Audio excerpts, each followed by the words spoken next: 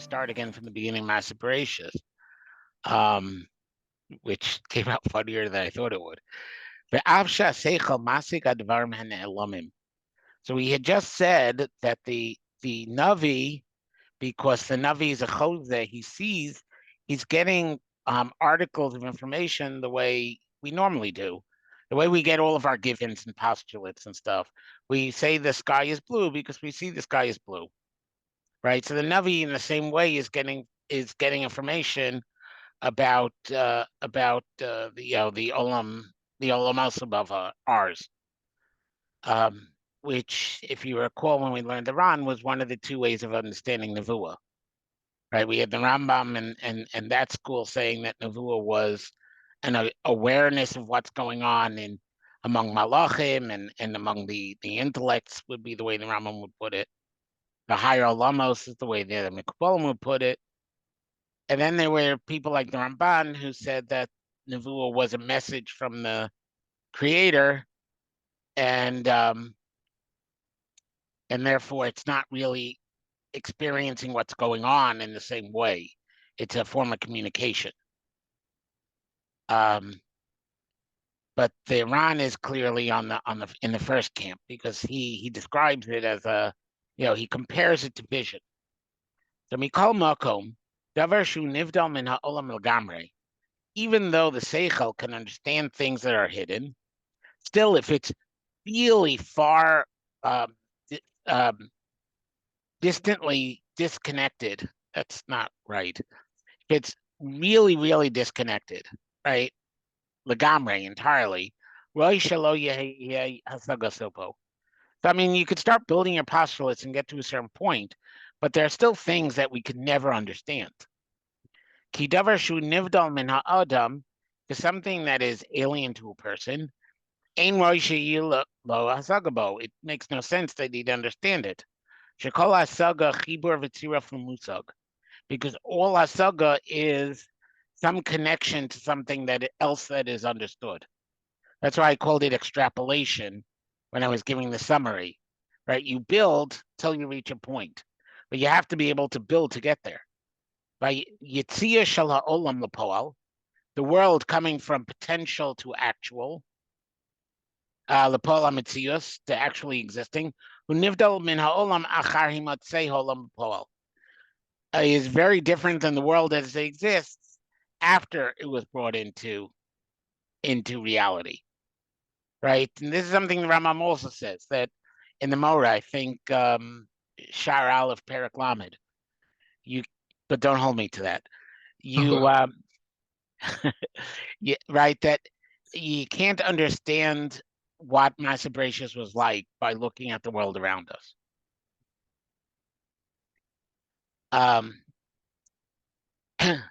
The Rambam brings the mashal that you can't understand how a fetus stays alive by studying, if all you could study is the anatomy of things that are born already, right? You wouldn't know about the umbilical cord, you wouldn't know about how it gets air, right? Right, that resonates because my wife's. Yeah. She'ein hadavar shehu be'es havaya mistamel achar hamtzah. Oh, nothing when it is being brought into existence is like what it is once it exists.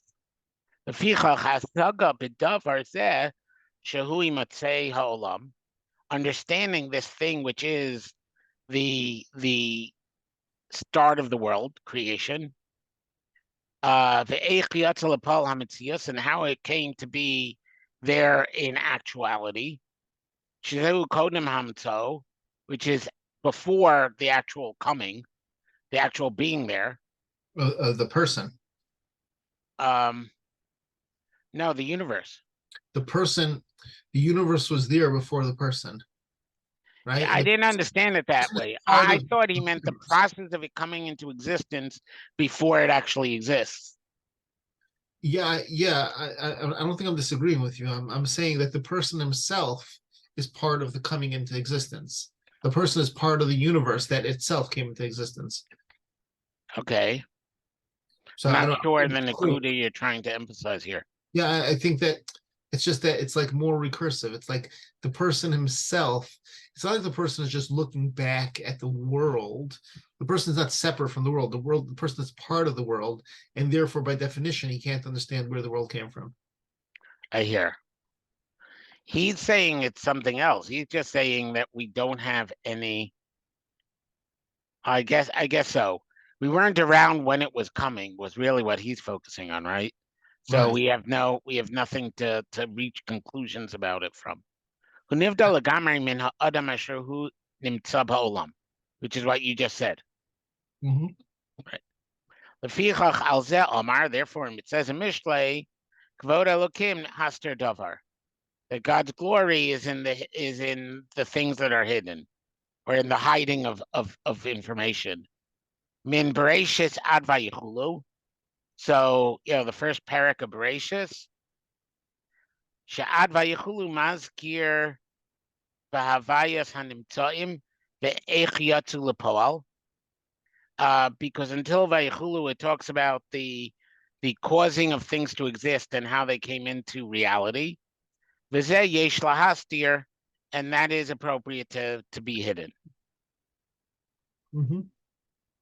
So when we learned this last week, Ariel and I were discussing what this means about taking Maaseh Berehis literally and what science has to say about origins. So he wanted to say that science could understand origins from after, the Big Bang or something, because that is the bringing the world into existence. I wanted to argue that even that you can't be sure, because the only way we know there's a Big Bang is if we trust that we were able to analyze our origins correctly and get backwards to a real description of the very first moment. Are you saying that? Are you saying that it is possible that there was a Big Bang, but the Big Bang didn't come out in the way that the scientists said? It came out in a different way, or a third way, or a fourth way. There's a lot of different ways that a Big Bang could have come about. I'm saying that it didn't come out the way the scientists explained, particularly because scientists have a very large hasaga, not complete hasaga, but they have some kind of idea, until you get to 0 divided by 0, Mhm. where the universe is 0 in size, but they have a pretty clear idea of a lot of it. And I think that's already saying that you have a musag of the world coming into existence. Now, I wouldn't even say that there was a Big Bang necessarily, because that means that you that you correctly extrapolated backwards to the moment after the Big Bang. And you Right, don't even know, you can't trust any of your extrapolations, because it could be part of the unknowable that you're extrapolating your own theories into. On right. the other hand, it would also annoy literalists, because he's explicitly saying that Maaseh Berehis is even Nevuah is even going to be less clear about origins than Chachma is. Well, it makes sense because then, boy, if it's not given, if it's not given over, it's not given over. Yeah, no. So I was arguing that Maaseh Berehis is literally true, exactly word for word the way it's described, but no human being could understand what is being described. So it's literally true, but that's only Iker Amuna for me. It's not Because a we don't know what it is. yeah. We don't know what it's described. We can't understand what it's really describing, but it is perfectly describing what happened. And then Rav Dessler has things about this in Shar Bays, where he talks about time mostly, but he talks about like that there's no hasaga of any of this. Gotcha. So he blames us. He says the scientist perspective is accurate, and our perspective is accurate. Problem is that the scientist perspective is accurate for a worldview that is overly focused on mechanics and not on the important things in life. Whereas ours is an accurate description of how the world came to be from, and yes, they do contradict, but that's only because we don't really know what we're talking about. Um, That I, that I want to just point out that Mrs. Zuckerman is typing. Uh, Mrs. Zuckerman, you're a literalist, and I think you would like to know the link to Reb Dessler. I think that's what you're saying. I don't. It's not showing up on my screen. Okay. We'll get to it after this year when I can look it up. I can't look it up in chaburah. So that's how far we got last week when Ariel and I got into that conversation. So now Perek Beis Chagiga. So this is the first Mishnah in the second Perek of Chagiga. It's rather famous. Ein darshan b'arayos l'shlosha. We don't learn arayos in front to three. To three students, lo Maaseh Berehis shtayim, and you don't teach Maaseh Berehis to a crowd of two students. Lo haMerkavah liyachid, and you don't teach haMerkavah even to one student. So Maaseh Berehis requires a one-on-one instruction. haMerkavah, you should just hint at, and if they can't figure it out what you're hinting at, then they're just never going to know. Maaseh Berehis has to be taught one-on-one, and what's called Arayos, which is not what you think it is, unless you peeked ahead, you only teach the two Talmidim. So what are these three things?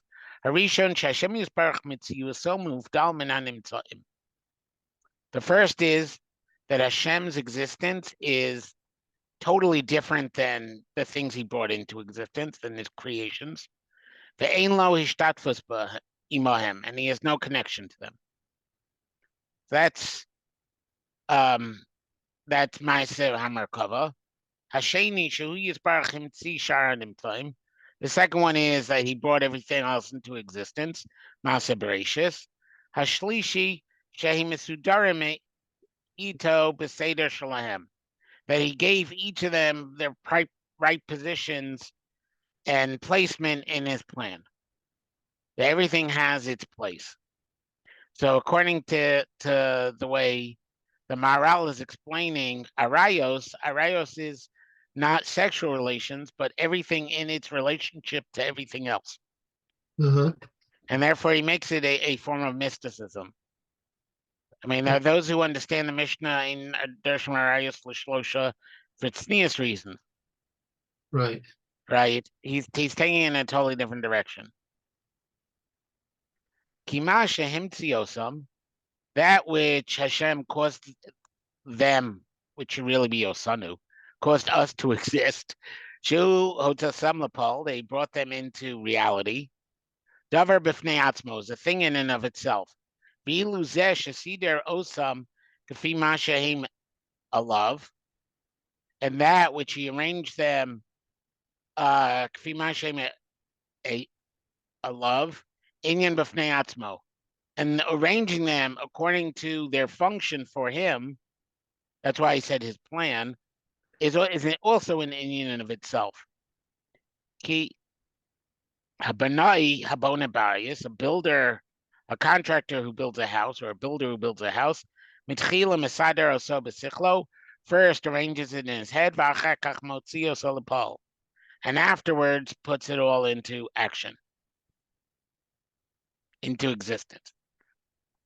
So, according to Rashi, the first perek of Bereshis would be what the Maharal calls Arayos.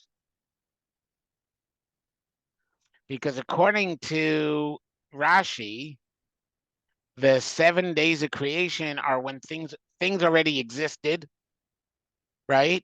I mean, the Ramban says something similar, right? Everything was, the Yesh Me'ayin was before day one, right? And then Hashem took it and made things in each in its day. But Rashi says even more extreme, that Hashem made everything on day one and put its each thing in its place in its proper day. He also discusses this in Perek Beis Pasuk Daled when he talked Bihi Baram, B'Yom Hashem, whatever. That pasuk talks about Hashem creating it on a day. Mm-hmm. So Rashi there talks about but either way, creating things and then setting up the systems and how they interact, the Maharal is dividing into two separate steps. But it's the other order. It's first making the systems, and then Maaseh Berehis. So it's the Mishnah, the Derashah Berehis, the Shlosh Mishnah. That's not in order chronologically. Well, I mean, if you think about his first item that First, Hashem third, second. exists. Now, the first item that Hashem exists is the third item in the Mishnah.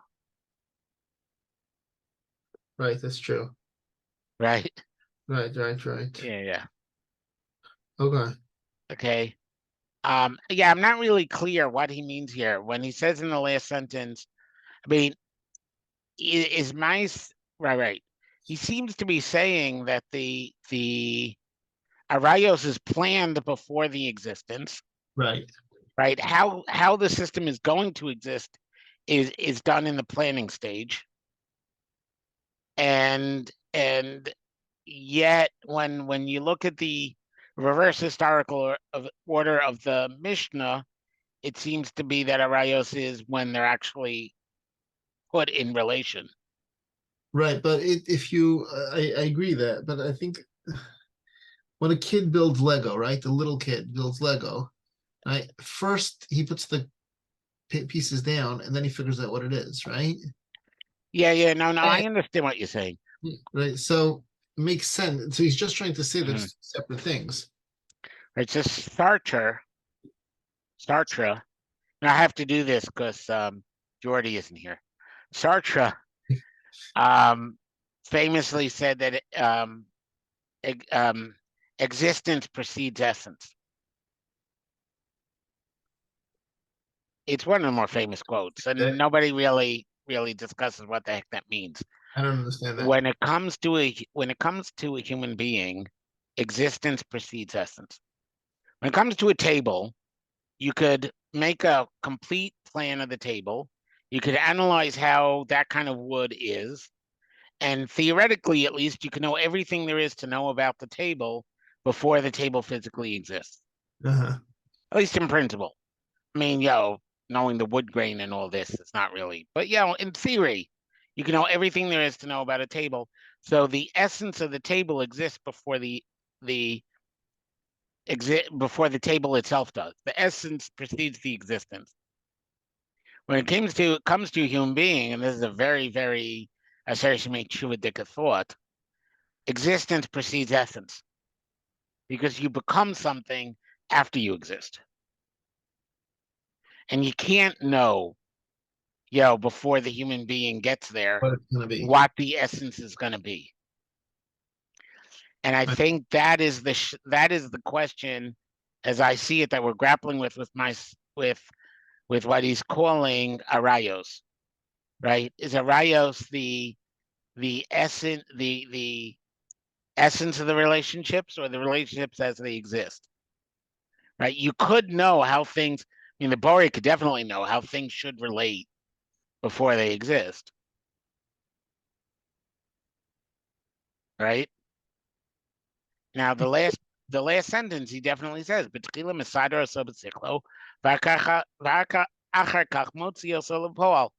so he does seem to be saying that the Arayos is the plan, is already in the planning stage. It's already called learning Arayos. Something just occurred to me. If you go back to, can you go one more line? Yeah, there. Hashlishi Shem Misdar Me'itai V'Seder Shalem. That word Me'itai doesn't seem necessary unless he's trying to say that part of this Arayas is that they're separate from him. They're masudar with each other, but separate from him. It's like anti-pantheism, right? That there's the part of their existence is their quote unquote independence from Hashem. And then wouldn't it be more appropriate to be put in step 2, not in step 3? No, not step 1. Step 1 is that he's separate from his Nimtzayim. Right. Right. But it seems like he's coming back to that in step 3. No, I see it differently. I see step 3 as an emphasis that this is a metaphysical study of how things relate, not a scientific one. It's Me'ito. Well, wait, so not separated from him, but in relation The Seder is his plan.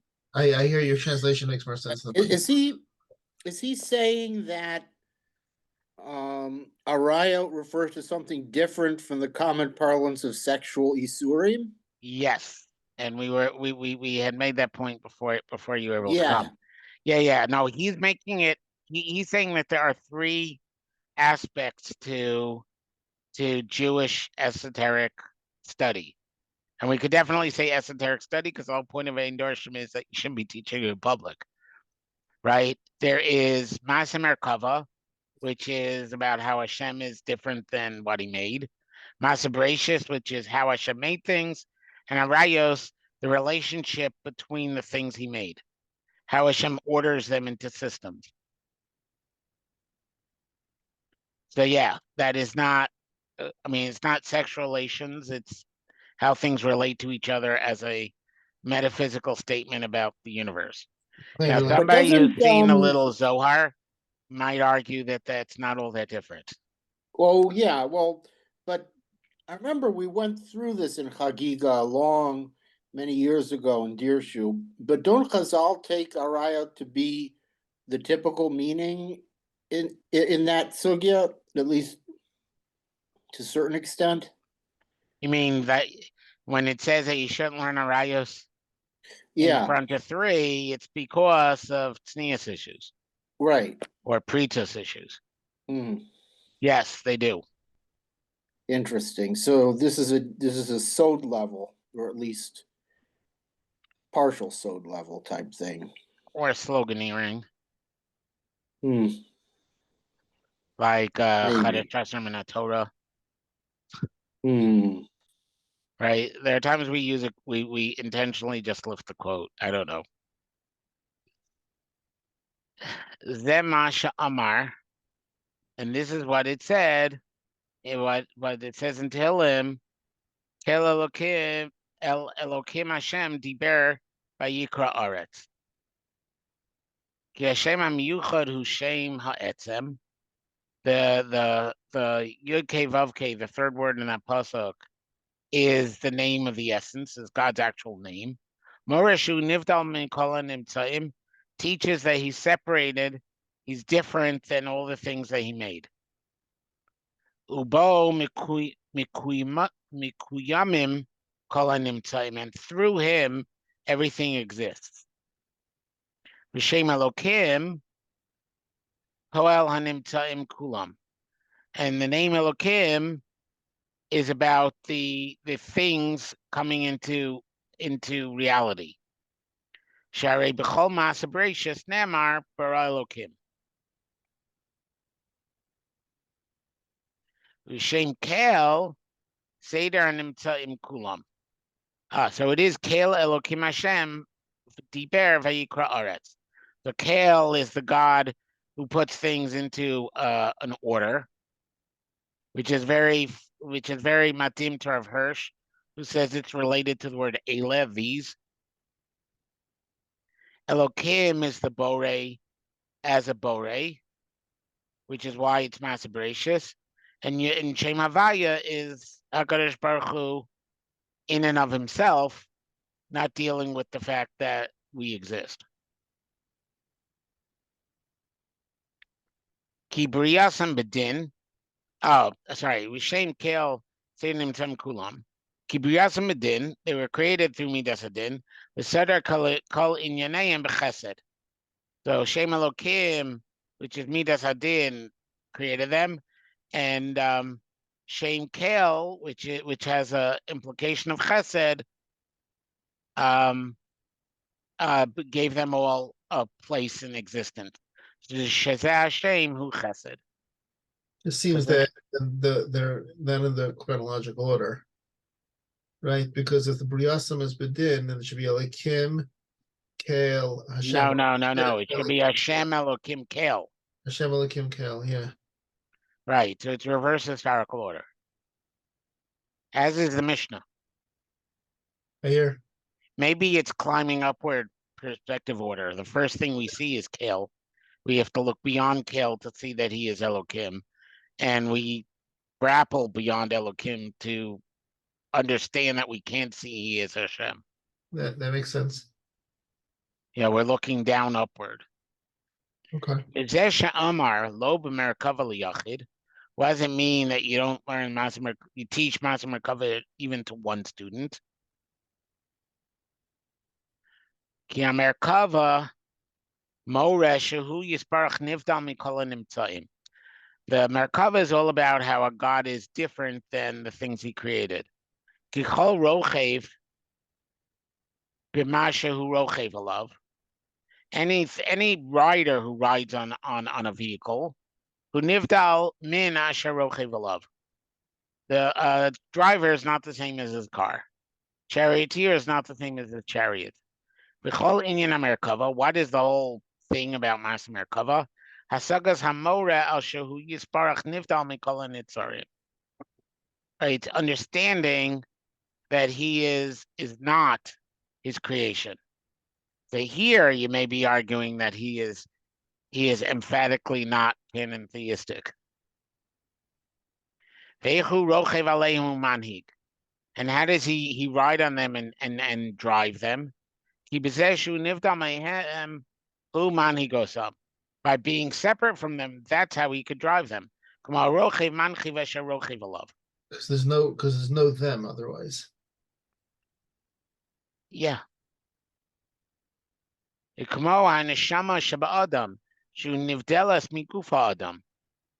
like the way a soul could drive a body by not being of the body.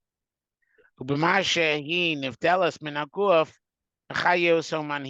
by being separate from the body, the soul gives it life and direction, drives it.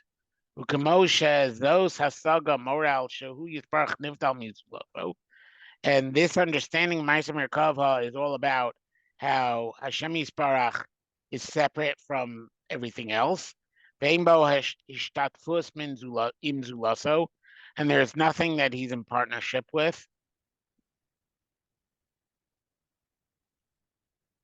The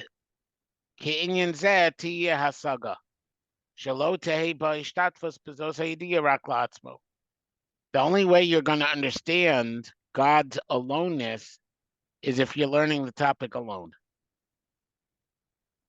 Well, the second you're in camaraderie with a student, you're already more in Maaseh Berehis territory, because you're giving over something to someone else. Very interesting. Amna Maaseh Berehis, Sharatza Lomar Shakadosh Baruch Hu Himtzi HaMesius, which is all about Hashem bringing existence into existence. Ube'eze inyan yatzu lepoal v'nimtzau, and how do they come into actuality and exist? L'chein Amar in Bereshis Rabbah ad vayichulu. Kvod Hashem hester davar. This is why we saw already in Bereshis Rabbah that everything up to vayichulu is the kavod Hashem in keeping things hidden. Shezehu asher himtziosam lepoal, because this is bringing them out into actuality. Aval min vayichulu ve'elach eino medaber b'masha nimtzaim meito yisparach. But from vayichulu onward, it's not about new things coming into existence from HaKadosh Baruch Hu. Rak medaber b'masha nimtzua tolodo zemizeh. It only explains how one thing follows another. V'bnei sha'chachma shel Maaseh Berehis yitziyasam lepoal. And since the wisdom of Maaseh Berehis brings them into actuality, v'nimtza Hashem yisparach luzu laso, and Hashem ends up, what do I want to say? Giving to an other? No. Hashem now has an I and an it, or an I and an other. Sharei himtziosam, because He made them exist. Winyan zeh mutar lidrosh. Therefore, you can teach this or darshan this. Shachachma magia el zulaso, because chachma can reach something, that goes beyond the self. L'kach mutar lidrosh liyachid. Therefore, you can teach it. He's saying Maaseh Berehis is teachable because you can think about Maaseh Berehis. Even though we open by saying you can never understand Maaseh Berehis, He's now saying you can teach it to one student because there's some kind of understanding of making something. Arayos, and now how things relate to each other. Mutar lidrosh l'shnayim. You could teach two students. Mefarish sham. So it says there in Chagiga, Arayos, Seder Arayos, Sod Arayos. Right, and this is his reason, Ariel, for saying that there's an esoteric side. Befeirosh, Sod Arayos, Seder Mtzios, v'chiburam zeh im zeh. It's the order of existence and how they connect to each other. Val zeh bam Sod Arayos. And about this comes the secret of Arayos. Hashem yisbarach tzadar b'chachma, Hashem arranged in wisdom, shezeh asur imzos, that this should be tied to that. I'm assuming not this should be prohibited from that, although the word arayos usually does refer to prohibitions. The word im wouldn't really fit.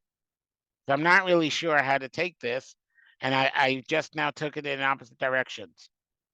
Tied to this, or this one is prohibited from that one. Either way, it means the same thing, really. Well, whether he's discussing whether it's antagonistic or a cooperative relationship, it's a relationship. Yes. I was going to say whether A should connect to B or A should not connect to C. He's still talking about the system, right? The interconnection. V'zos surah imzeh, and this one's prohibited with that one. K'fi seder shesider Hashem yisbarach hanimtzaos b'chachma, like according to the plan that Hashem ordered and organized everything in his wisdom or in wisdom. The Chol Seder and any order or plan, which is impossible except if you have two things. You can't have an arrangement of one thing. Agreed? Yeah. In fact, you could even argue about having an arrangement of two things, because it'll always be a line from A to B.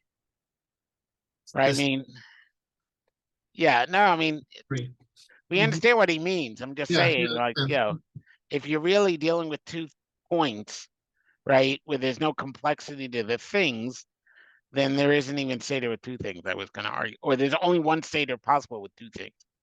2, really. There is a line, there isn't a line. Anything else, and you're already like going into details, and you don't really have 2 ideas anymore.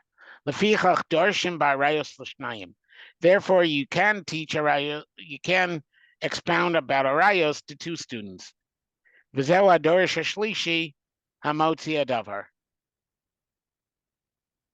And this is the dorish, is the third who brings the thing out, right? So, ki roi sheyi halimud kfi halimud kfi halamad. I would have thought nilmad. It's appropriate that the study be like the subject. Maybe halamed, the learner.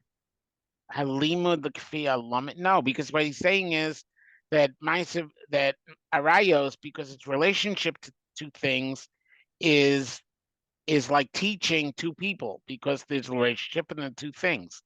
Okay. So that's why I thought the subject. But you're right. It doesn't. That would be nilman. I mean, it just doesn't. What I'm saying doesn't fit the grammar. So what you're saying fits the grammar, but I don't see how it flows in the stream of the conversation. But let's finish the sentence and see the flow of conversation. Maybe it works. Shehi chachma atma, which is the chachma itself. See, that's where I got nilmad. She'im halomad. Shehu chachma mispashet. Kol halimud mispashet gamkein. If the information is spread out, then the study also has to be spread out. Then it's the verb, right? You can't have knowledge without learning. The verb learning.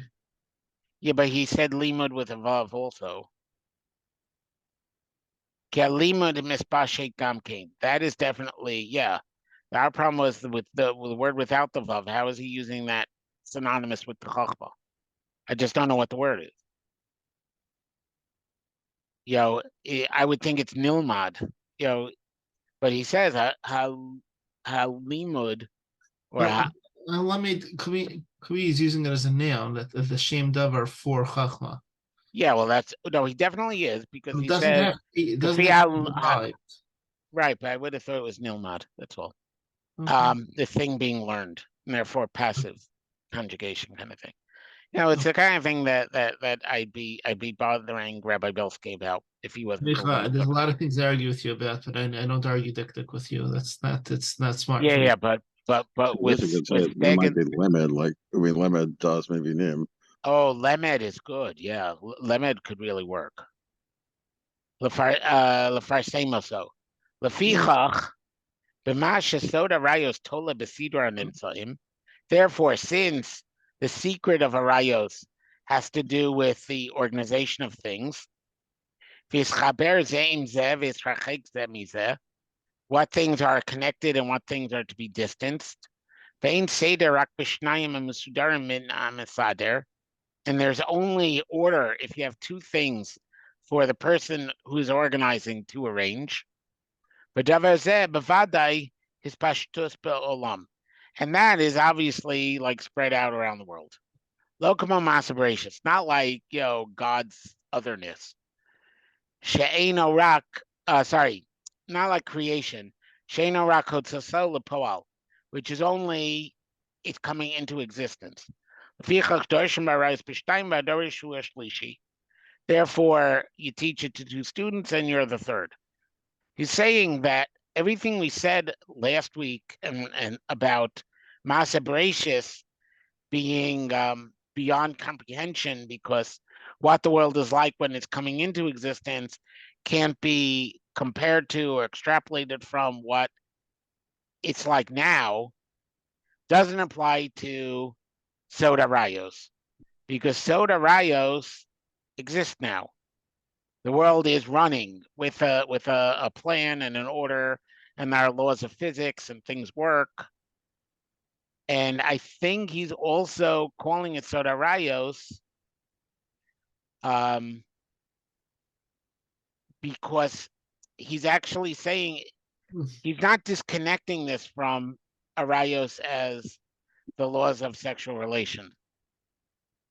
He's saying the laws of sexual relations are expression of the Sod of the organization of the universe.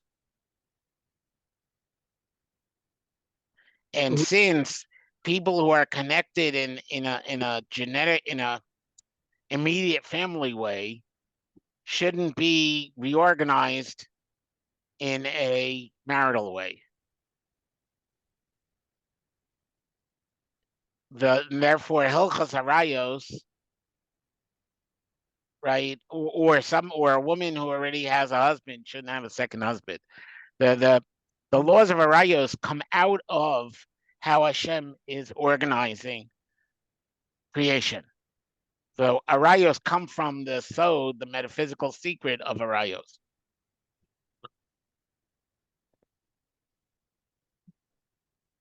You don't have to buy into that until the end of the next paragraph. Yeah, I was going to say that I'm not sure where you got that from, but okay.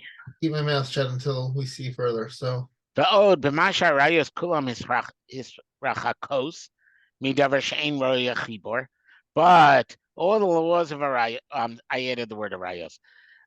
What in that all Arayos are distancing from something that connection is not appropriate.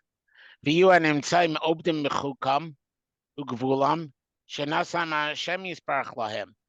things stand in their decreed state, their natural law, and within their boundaries that Hashem gave them. As it says, that's why Arayos are called chok, which is the word I just translated as natural law. Like it says, right? The chuk, you should observe my chukos, my chukim, as an introduction to the laws of Arayos. And now you understand why I think that one Arayos has to do with the other Arayos. Yeah. Vizehu Sod, I told you you'd have to buy into it until the end of the I paragraph. Vizehu Sod, I was just introducing the paragraph, that's all. Vizehu Sod Arayos, and this is the secret of Arayos. Ki Hashem Yisbarach Himtzion Nimtzaim, Hashem brought everything that exists into existence, Nasan Lam Chok, and gave them their natural laws, their behaviors, V'lo Yetzu Mechukam, and dropped objects will never fly. Right? Things follow the laws of nature. They can't violate them. This includes every created thing which has a natural law. That they observe their natural law. Arayos, which is a connection to somebody that is inappropriate to connect to. That is abandoning natural law. I think the previous sentence, is like not humans. And Arayos, the laws of Arayos are because people can leave their chok. But given how much he spelled everything else out, I don't know why he would have left that implied. But I don't know how else to put this. All of the things which exist that have a chok, right, observe their chok.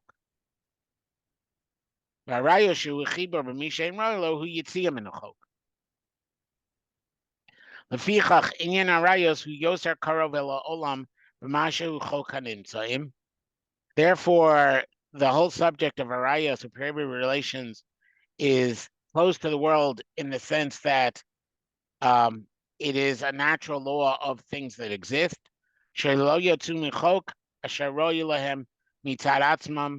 Which don't leave the realm of chok, which is inappropriate on their own. So by natural law, people wouldn't be committing arayos. Arayos is inherently something people wouldn't do, and people have free will, so they sometimes do it anyway. But it's a matter of natural law. This is, by the way, a very politically charged topic, because there was a time when Mishkav Zachar, right, homosexuality was considered a mishpat, a logical rule. And now more and more people are reclassifying it as a chok, because it doesn't seem self-evident given our surrounding society. And here, the Maharal seems to be saying that inappropriate relations are natural law. They're not issues of mishpat. They're issues of chok. They're not issues of fairness. They're issues of that's the way the world was made. So he may actually be giving a makar for the people who would want to chokify what's called homosexuality, even though historically we haven't. That's what I think. That's interesting. I think we can open that up and get lost down a rabbit hole, but I think we should note that the point is there. Duly noted. What I would just say, oh, here's my call. I'll call it right back. What I would just say is that, and I think it's very appropriate because I'm actually going to drop off in a minute. A question that's still bothering me is, how does this tie back to the 1, 2, and 3? It ties back, or 0, 1, 2. It doesn't. I don't hear a reason yet why you shouldn't be able to teach this in more or less. So maybe it's going to come up later. Well, there are 3 levels. You got the idea? I got the idea. I'm going to drop off. And Mr. Shem, have a good Shabbos, everyone. We'll be in touch. Okay.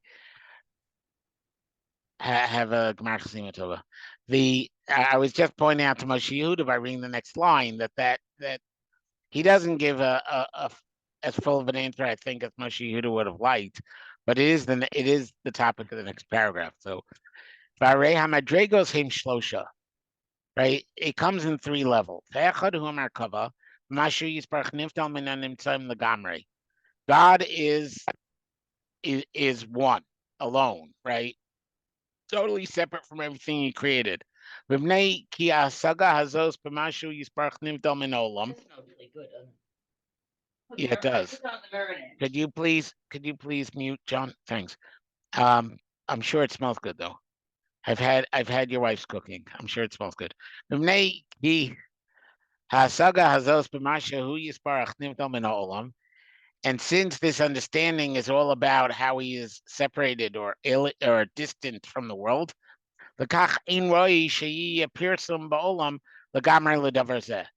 therefore it's inappropriate for this to be like spoken about all over the world. Therefore, don't teach Maaseh Berehis explicitly even to one student. So I believe what he's saying is that teaching how transcendent Hashem is would lose its power if we did this in public. It would lose its transcendency. If everybody's busy talking about God, God is no longer distant. I think that's what he's saying. As I said, I don't really know if this answer would satisfy Moshe Yehuda. He may also be making just a more esoteric, mystical kind of point. Because it's about God being alone, you should be learning it when you're alone. Now, as above, so below kind of thing. But I hear ein roi sheyu person ba'olam legamrei lidavar zeh. It shouldn't be spread around the world at all, this thing, that Hashem's transcendence is best dealt with, by keeping it quiet and telling everybody about how transcendent God is, and now we've turned God into our pal. Into something, everybody knows about. And there went transcendence.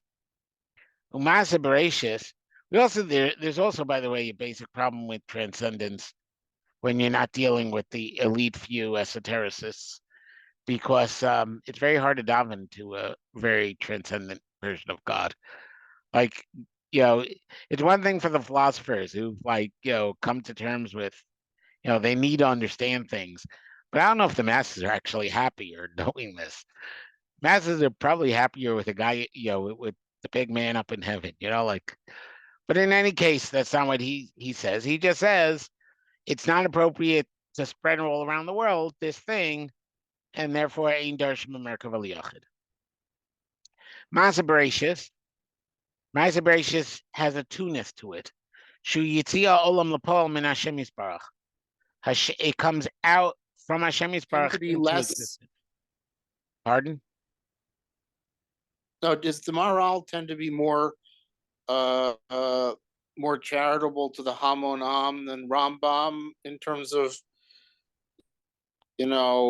things are not meant for them versus things that are open to all? In general, he is, but you have to remember, he's explaining a Mishnah which says, don't teach this.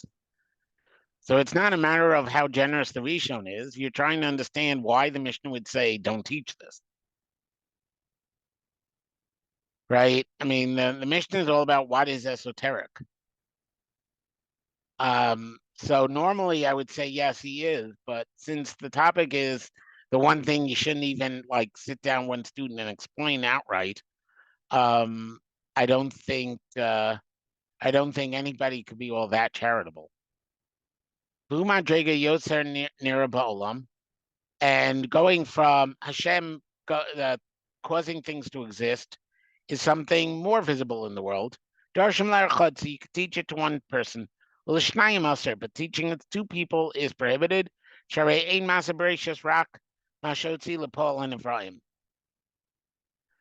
Berehis is only that Hashem brought the created into existence, into reality. Arayos,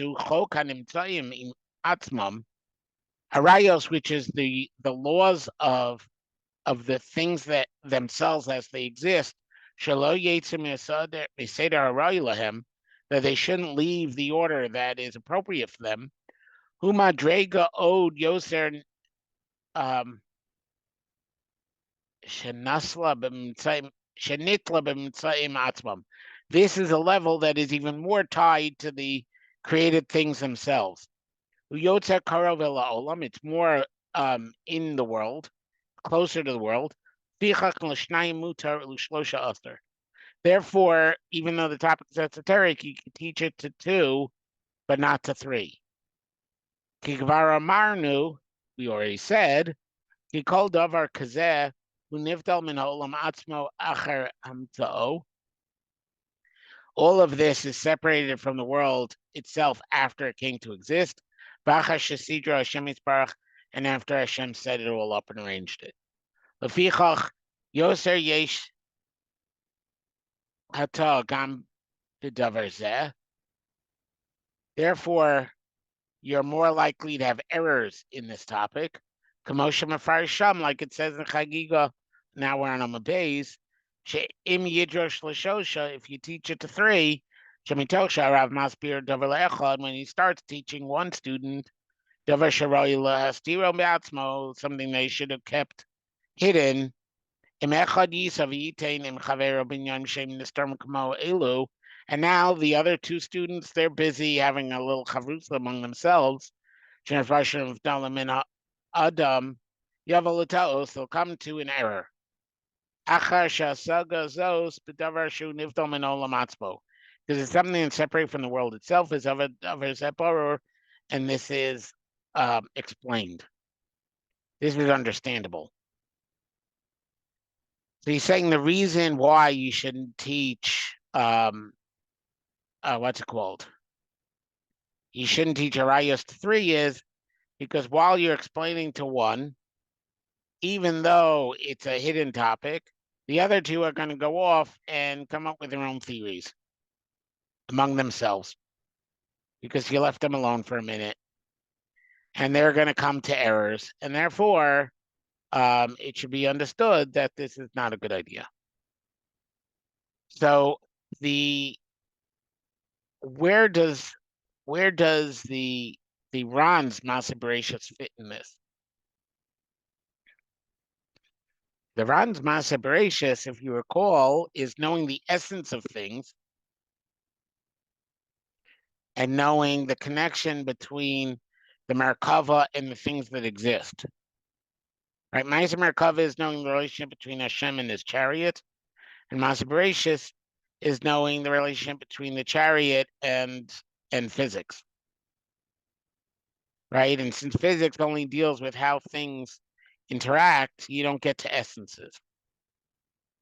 So it's not really Arayos, and it's not really not Arayos. It's like an entirely different model of how to divide up esoteric learning.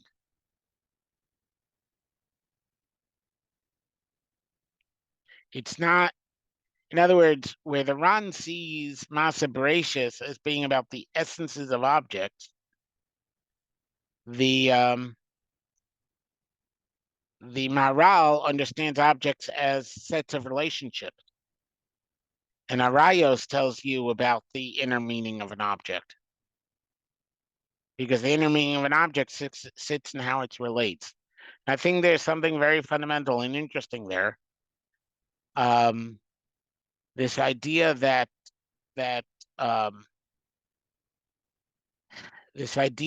according to the Ran, to really understand something is to understand the thing's essence and why it exists and what the angel who made it had in mind. According to the Maharal, to really understand something, you have to understand where it sits in the divine plan and how it's supposed to be relating to other objects. So one's a reductionist and one's a holist.